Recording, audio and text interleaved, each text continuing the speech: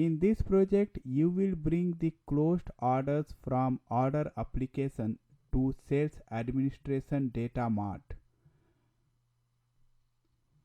As order application contains open as well as closed orders, you have to filter the records before moving them to sales administration.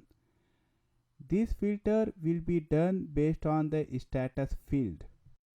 In this lecture, you will understand ODI filter and implement it in your mapping.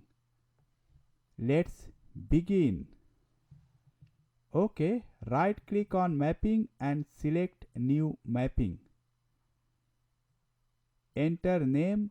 Description is optional.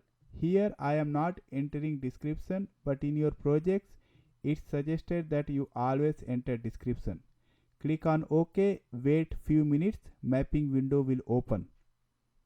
It's time to put the tables in mapping window. Open the designer and go to models. You have done this before. Open sales administration folder.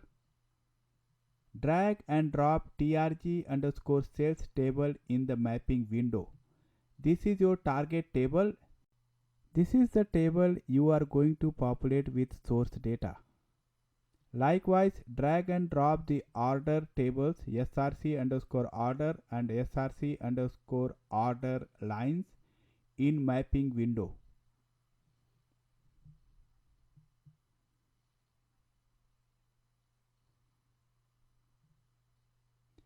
Very good. As the requirement is to move only the closed orders, you need to put a filter on status field. Drag the status field and drop it anywhere in the mapping window. You will see filter icon. Keep the filter icon highlighted and open properties window. Click on filter condition field.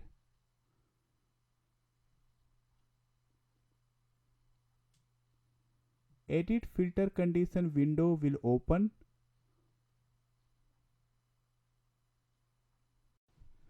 For closed orders, enter condition src underscore orders dot status equals CLO. Close the edit filter condition window.